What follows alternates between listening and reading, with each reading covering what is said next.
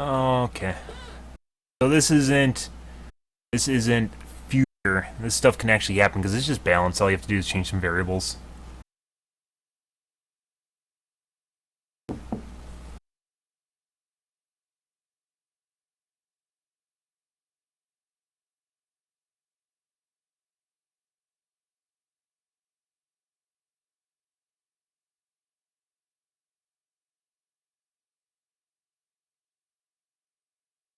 Reverse speed and acceleration is identical to forward speed and acceleration. I wonder if that applies to the speed chassis. That's a really good question, because one of the downsides of the speed chassis is you always just run into shit because you can't turn fast enough, and then when you go backwards, it's the same speed as normal backwards, which gets you killed. And with the speed chassis, it's just normal backward speed.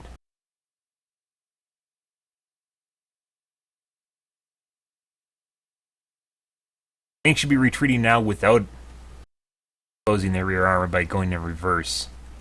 Pilot's smart, but they usually aren't. That's actually a tactical decision, is deciding to go in reverse or going forward. Allows tanks to retreat without having to expose rear armor. Totally a tactical decision right there. Because there are some tanks that go in reverse. I do go in reverse depending on the vehicle. Vanguards go really slow in reverse, though.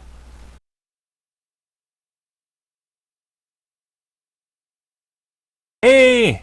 Dude, didn't they have tank stabilization? I thought this changed, because I remember piloting Lightnings and being a lot easier to fire while on the move.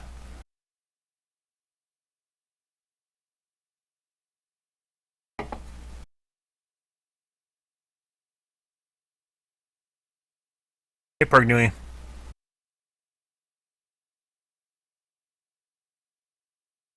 Ben Sam, can you, with some AMD drivers, make the card go to max 70 or 80 Celsius? What are you talking about?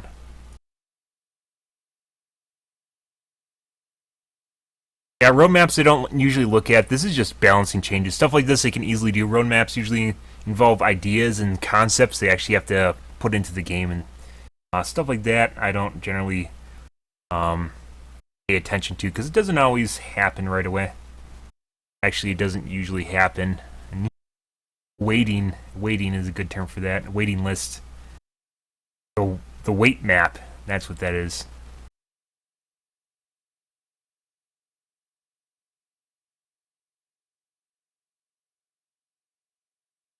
I hope they merge Matheson and Waterson. They really need it. Either that or force make Matheson players sign into Waterson or vice versa. So they don't necessarily need to merge it. They just need to find a way so characters from one realm can play on the other at late night or whenever.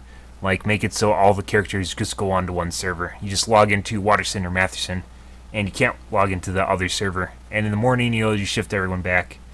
I guess it wouldn't be as clean as that, as you'd have to make people relog, but I don't know. With some magic, they can make it clean, but that's probably not Zoe stuff. Zoe doesn't have magic.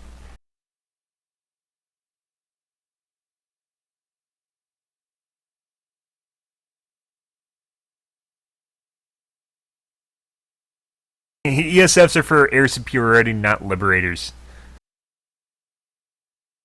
Ooh. Ooh. Oh god. Oh god, guys. So, well, I may end up playing on my Waterson character again. I actually probably wouldn't mind that. There's a lot of douchebags on Connery. Not gonna lie about that. There's the asshole level on Connery compared to Waterson is like exponentially higher. Wouldn't mind going back. And then the added bonus of having a lower ping wouldn't hurt things either. Like half the ping I have right now. That'd be sexy. Yes, but this is all good. This is all good. I'm not sure about going backwards the same speed going forwards. It should probably be about 75% speed backwards or 80% speed, but not full forward speed backwards. So it actually makes people decide between whether or not they want to go around backwards. Where is that? There it is. Tanks reverse speed and acceleration will be made identical to tanks forward and speed and acceleration. So But like this is a tactical, that's actually a tactical call right there, whether or not you want to spin around and show your ass to the enemy, which then they can, just have their way with, and you hope they won't put a Ragnaros down on the board that just rapes you. But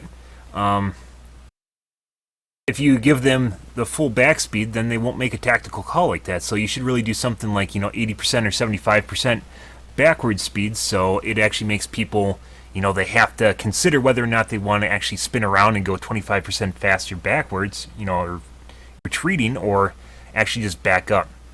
Acceleration, I think acceleration should be... Yeah, acceleration should be the same. Forward and backwards acceleration should be the same, but speeds, backward speed should probably be about 25% of forward speed. Or not 25%, 75% of forward speed. So it makes people decide whether or not they actually want to go in reverse. I think this is just going to benefit long-range combat. It's not going to necessarily help people in close quarters, because in close quarters, you don't actually go backwards and forwards a lot. You do spins, like you circle strafe. But you'll end up showing your butt to the enemy, but good entry, then you can get away without them. You can also, like with the lightning, you can start drifting, which is really nice. You can spin your tank around backwards too. But you can't really drift in the main battle tanks except for... Well, I haven't piloted Prowler, and the Egg Rider drifts anyways. Oh, you can't drift in Vanguards. There you go.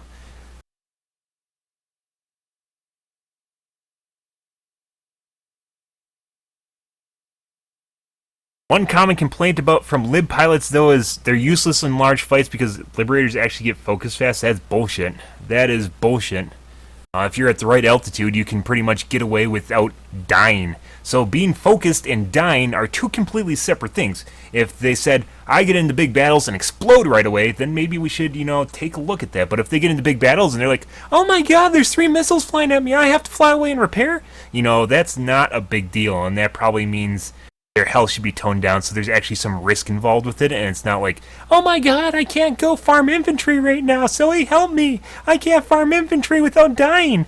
Stuff like that.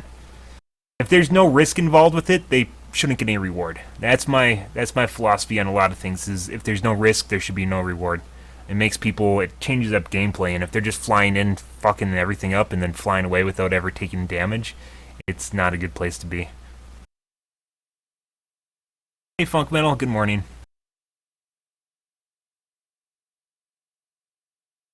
But they need a way. It's one of the big things with tanks is not the actual it's not the long range stuff. It's like the fact that they end up in herds. So even if you allow people to make close quarter combat, tank stabilization, this should have just been in the game. They have tank stabilization in modern battle tanks. I swear this was in the game at one point. They took it out. Tank effective ranges are being reduced. This consists of adding gravity and slowing down projectiles. I don't know. Well, I guess that tries and forces them to get closer. That just means people are going to arc their shells higher. Slowing down projectiles. They really need something to actually help stir up the tank combat, though. Like, they need artillery. And I don't mean that because I want to spam artillery. I mean artillery can be a very valuable asset to use against tanks. And of course, they can use them against infantry too. It depends entirely on how you implement the artillery system. If you do implement an artillery system like a hand mortar would be very useful, especially with different shell types. For use against tanks or like a MIRV, there's a lot of cool things you can do with that. Incendiaries, anti-infantry rounds, tank rounds, stuff like that. But like if you have artillery shells, you can lob them at vehicles, and vehicles generally standing still will the little tank parties will get hit by artillery pieces, and then they'll start moving, or they'll explode, either or. And something like that can be very useful to getting rid of those giant herds that just sit outside of bases.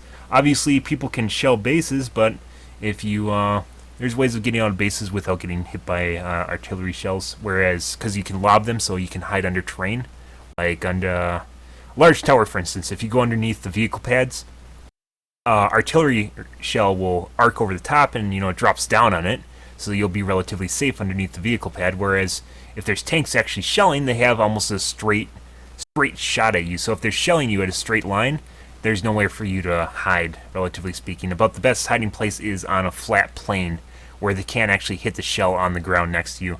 They have to hit you directly, which is actually the way you fight on top of the pads. If you're fighting off tanks, is you strafe back and forth on the pad, and you sit back about as far back as you can without, from the edge, so you can get a nice little slit, and they have to basically peg you to kill you. That would actually help things more than these changes, but these changes in general are good. There should be tank stabilization in general. This should just be part of the game. Same with ranges, not sure about this, but reverse speed, acceleration should be the same as forward, but tanks forward and back speed should be about like 80 or 75% backwards compared to forwards. So it makes people actually decide whether or not they want to, risk it and turn around and run away a little bit faster, or back up fighting. Well, you can drive away forward and still fire backwards too, which a lot of people don't do. A lot of people use it as a straight shotgun, straight shot cannon. Liberators need a role.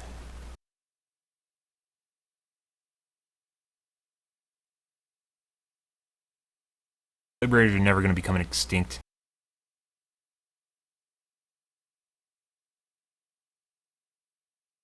Yeah, so like, my tank combat experience from like Battlefield 2 is great. I love the tank physics in Battlefield 2 because you could literally drift around corners with the tank if you piloted just right. You could start drifting around corners, which are really nice for holding your acceleration around edges, which I think is really cool. And you can kind of do it with Lightning. Lightning tank kind of feels like the main battle tanks in Battlefield 2, sorta. Sort of, kind of.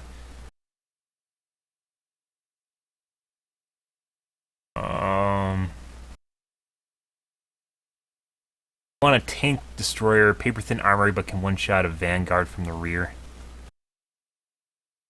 I was actually thinking that, Funk Metal. I didn't read your message, but I was actually thinking the way a lot of people use their tanks right now are kind of like tank destroyers. They just park in one spot and they shoot forward. Whereas, I think it would actually be interesting if you had different tank types where one is actually more of a tank buster role. You know, it has a hardcore penetration power, but it's vulnerable. If you get a lightning in there, you can really fuck up a tank like that, because you balance stuff like that, like an artillery tank, because it can't move fast. Maybe you could limit how far down it can aim. So if you get up close to it, you're gonna rape it. That's the way. That's the way balancing artillery works. Is there's a disadvantage of you're all offense and there's no defensive capabilities.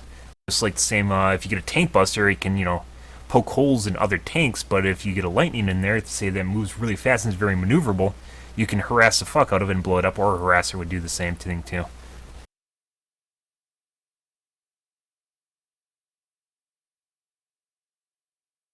AWP. That's, you have a delay on your stream? Yes, I have a delay on right now. It's not long, though. Shouldn't be 3 minutes.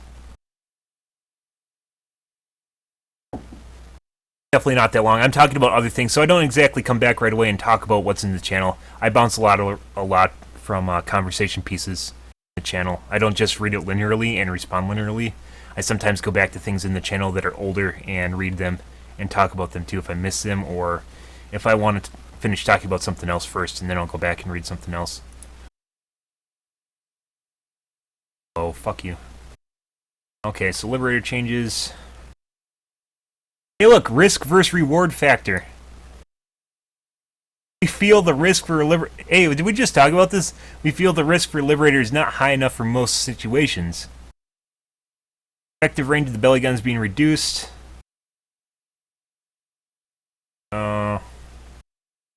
Hey, it is. It's really easy for a Liberator just to fly away, especially if you have a couple of them.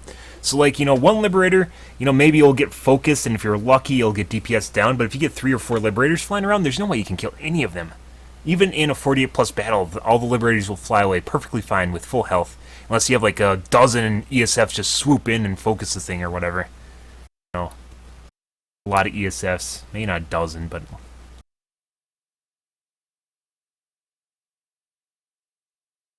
Liberator makes it too easy for Liberator to escape once under fire.